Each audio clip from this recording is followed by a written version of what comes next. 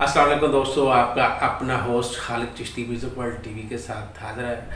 ہمارے ساتھ اس وقت پاکستان کی بہت بڑی شخصیت جنہوں نے بے شمار کتابیں لکھی، بے شمار جگہ کے اوپر انہوں نے لوگوں میں درس دیا، لیکچر دیے، اور تقریباً آدھی دنیا میں لوگ جو ہے نا ان کی کتابیں پڑھتے ہیں، اور ان کی کتابیں پوری دنیا میں اس وقت مشہور ہے۔ جیسے ان کی یہ کتاب ہے حضرت محمد مہدی علیہ السلام کے اوپر 1400 سوال جوابات ہے، اور دوسری کتاب جو ان کی ہے امام مہدی علیہ السلام کے اوپر ہے ظہور سے پہلے، تیسری کتاب ان کی یعنی کہ ظہور کے بعد یہ بھی حضرت امام مہدی علیہ السلام کے لیے ہے، اور چوتھی کتاب جو ان کی ابھی علی علیہ السلام انسائکلوپیڈیا۔ تو ہماری بہت بڑی شخصیت نواب حیدر آبدی صاحب جو ہیں وہ ہمارے ساتھ موجود ہیں، ہم ان سے کچھ چند باتیں کریں گے۔ جی نواب حیدر آبدی صاحب، انسان کا مقصد اس دنیا میں آنے کا کیا ہے؟ اللہ کی مشیت یہی ہے کہ اس کائنات کو تخلیق کرے، اور انسان سے پہلے اللہ نے آل محمد کے نور کا ظہور فرمایا تاکہ وہ اپنے ہونے کے ثبوت میں دعویٰ کرے اور دلیل آل محمد بن کر سامنے آ جائے کہ اللہ ہے، دعویٰ کر رہا ہے، اللہ دعویٰ کر رہا ہے میں ہوں، اس کے ہونے کی دلیل محمد و آل محمد ہے۔ تو اب انسان کو پہچان کرانے کے لیے اللہ نے محمد و آل محمد کو اس لیے نور کا ظہور کرا کے بھیجا تاکہ میری پہچان ہو کہ میں ہوں تمہارا خالق جی، اور اسی انسان کو پھر خاندانی شکل اختیار کی، قبیلوں سے بڑھایا، پھر ملک در ملک پھیلا دیا انسانیت کو، اور پھر یہ اس انسانیت کی ہدایت کے لیے ایک سلسلہ نبوت، ایک سلسلہ رسالت، ایک سلسلہ ہدایت کو بھیجا تاکہ یہ انسان رہے نہ کہ آدمی، اور ایک دوسرے کی قدر کرے، انسان کو پہچانے۔ اصل میں اللہ کا ایک پروگرام یہ ہے جو خود اس نے محمد و آل محمد کے ذریعے ہم تک پہنچایا کہ توحید کو پہچانو، اس کی عدالت کو پہچانو، اور ان ہدایتوں کو پہچانو جو انسانیت کے ساتھ ساتھ چلی آ رہی ہیں۔ یہ انسان کے تخلیق کا سبب۔ اچھا، جہاں تک بات توحید کی آتی ہے، توحید کو دنیا کا ہر مذہب تسلیم کرتا ہے، یعنی کہ وہ یہودی ہو، وہ مسیح ہو، وہ ہندو ہو، وہ سکھ ہو، وہ مسلم ہو، توحید کو تو سارے مانتے ہیں۔ آل محمد کو کچھ خاص لوگ مانتے ہیں، آل محمد سے کائنات کا نظام ہے، ٹھیک ہے۔ اگر توحید کے ماننے والی بات ہو، توحید کو تو یہودی بھی مان رہے ہیں، تو ہمیں آل محمد کو آگے لے کے جانا چاہیے یا صرف توحید کو لے کے جانا چاہیے؟ اصل میں سورہ یاسین نے کہا علم احد علیکم یا بنی آدم اللہ تعبدوا الشیطان، اس کی تفسیر میں جب آپ جائیں گے تو یہ ایک کیفیت سامنے آئے گی کہ عالم ارواح میں ایک عہد لیا گیا تھا۔ آدم جو پہلے آدم سے لے کر قیامت تک کے آدمی ہیں، ذرات کی شکل میں اللہ نے ان سے ایک عہد لیا، ان ذرات سے، کہ میں خدا ہوں، میری گواہی دو اور اقرار کرو۔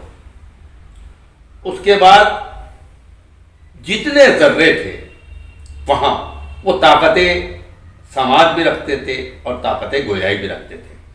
سماعت رکھتے تھے تو انہوں نے سنا، گویائی رکھتے تھے تو اقرار کیا کہ ہاں ہم تیری گواہی بھی دیتے ہیں اور تیرا اقرار بھی کرتے ہیں۔ اس کے بعد پھر آواز عالم ارواح میں آئی ہے یہ کہ یہ میرا رسول ہے، اس کی رسالت کی گواہی بھی دو اور اقرار بھی کرو۔ تو روایات یہ ملتی ہیں کہ عالم ارواح میں اربوں لوگ تھے، ان میں سے کچھ بیٹھ گئے جنہوں نے رسالت کا انکار کیا، ٹھیک ہے، اور کچھ کھڑے رہے، انہوں نے رسالت کا اقرار بھی کیا اور گواہی بھی دی۔ وہیں پہ عالم ارواح میں تیسری آواز آئی کہ اے میرے لوگوں، اللہ کے ولی یعنی علی کی ولایت کا اقرار بھی کرو اور گواہی بھی دو۔ پھر جو رسالت کا اقرار کر چکے تھے اس میں سے بھی کئی ارب لوگ بیٹھ گئے اور چند لوگ تھے جو کھڑے ہو کر انہوں نے علی کی ولایت کا اقرار بھی کیا، گواہی بھی دی۔ تو اب توحید کو تو کائنات جانتی ہے، اس سے کم آ جائیے کائنات میں اور کم کر دیجئے، اس کو رسالت کو لوگ جانتے ہیں، اور بالکل چند کر دیجئے وہ ولایت کو اقرار کرتے ہیں۔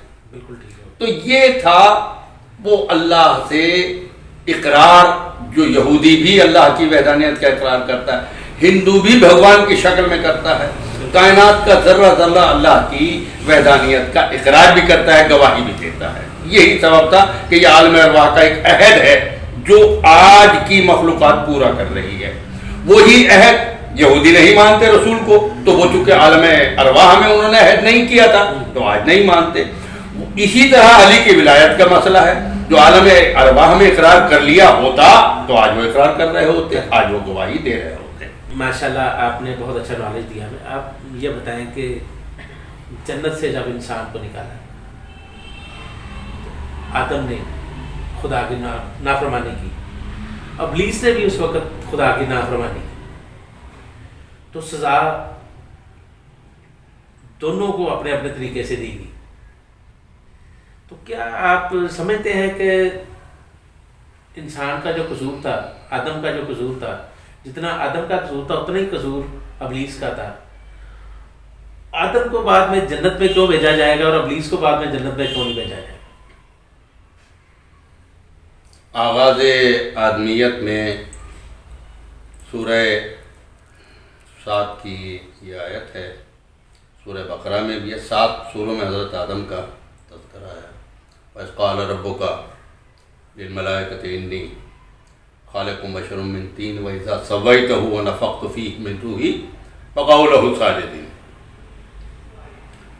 جب اللہ نے فرشتوں سے کہا کہ آدم کو سجدہ کرو، تمام فرشتوں نے سجدہ کیا، ابلیس نے نہیں کیا۔ پہلا سوال تو یہ ہے کہ ابلیس آگ کا بنا ہوا تھا، ٹھیک ہے، تو مخاطب ہی نہ رہا؟ ایسا نہیں ہے۔ وَإِذْ قَالَ رَبُّكَ لِلْمَلَائِكَةِ، ملائک کہتے ہی طاقت کو ہے، ٹھیک ہے۔ باقی جتنی معصوم مخلوق فرشتوں کی تھی وہ نور کی تخلیق تھے، یہ آگ کی تخلیق تھا۔ جیسا وہ کہہ رہا ہے خلقتنی من نار وخلقتہ من طین، مجھے آگ سے بنایا، تو آگ ایک طاقت ہے، نور ایک طاقت ہے۔ تو اللہ نے ساری طاقتوں سے کہا۔ مسئلہ یہ ہے کہ اب اللہ آغاز کر رہا ہے، آغاز کر، اور آغاز میں وہ خدا کو تو مان رہا ہے، خدا کا کہنا نہیں مان رہا، خدا کو مان رہا ہے، خدا، اور خدا کے کہنے میں مقصد یہ تھا کہ میرے کہنے کا مقصد یہ ہے کہ میرے کہنے کا انکار میرا انکار۔ تو اب وہ کہہ رہا ہے کہ نہیں، میں تجھے سجدہ کرتا ہوں، کرتا رہوں گا، کرتا رہوں گا، تو وہ اللہ کی پکار کر رہا تھا۔ وہ اللہ یہ چاہ رہا تھا میرا کہنا مانے، اور میرا کہنا نہ ماننے والا مشرک اور شیطان ہو جاتا ہے۔ اب رہا آدم کا مسئلہ، آدم سے ترک اولا ہوا ہے، اور ہمارے عقائد میں، مذہب امامیہ میں، نبی معصوم ہوتا ہے، نبی سے ترک اولا ہوتا ہے، اور ترک اولا کا مقصد یہ ہے کہ جو معیار علم پر بات کرنی تھی اس معیار علم پر بات نہیں کی تو یہ گناہ نہیں ہے۔ اور ترک اولا کا مقصد یہ بھی ہے کہ جیسے صاف و شفاف شیشہ ہے، اس پر آپ نے اپنی سانس چھوڑ دی قریب میں، تو شفاف شیشے پر جب تک وہ سانس ہے اسے آپ گناہ کہہ لیں، اسے اب جو ہی دوسری ہوا آئی اور وہ گناہ صاف ہو۔ دوسری مثال یہ لے لیں ترک اولا کی کہ ایک عالم دین ہے، صاحب امامہ ہے، صاحب باقبہ ہے، اور عام شاہراہ پہ جا کے اور کسی ٹھیلے والے کی دکان سے پکوڑے کھانے لگا 2 روپے کے، اس کا علم اس کو اجازت نہیں دیتا کہ ایسا نہ کرو، لیکن وہ خود نہیں سمجھ پا رہا، جبکہ وہ گناہ نہیں ہے، اس کی شان کے خلاف کہ وہ روڈ پہ چلتے ہوئے چلتی ہوئی شاہراہ پر اور 2-4 روپے کے پکوڑے، غیر شرعی نہیں ہے، ٹھیک ہے، لیکن جو معیار علم اس کے کاندھوں پر ہے اس کے وہ خلاف ہے. جو معیار نبوت حضرت آدم کو دیا گیا تھا اس کے خلاف کام کیا، گناہ نہیں کیا، اس کے خلاف کام کیا. تو ہمارے عقائد کے مطابق وہ آدم یا جتنے انبیاء ظلمنا انفسنا اپنے نفس پہ ظلم کرتے گئے اور کہتے گئے یہ ظلم نہیں ہے، یہ ترک اولا ہے، جس کو ترک کرنا تھا انہوں نے وہ ترک نہیں کیا. اور شیطان نے تو بنیاد توحید کی ہلائی، توحید کا کہنا نہ مان کر، ٹھیک ہے، تو بنیادیں ہلائی ہیں، اور آدم نے ترک اولا کیا ہے. اور آدم ظاہر ہے اگر انبیاء کا آغاز ہی غلطیوں سے ہونے لگے تو ہدایت کیا خاک ملے گی؟ بالکل ٹھیک.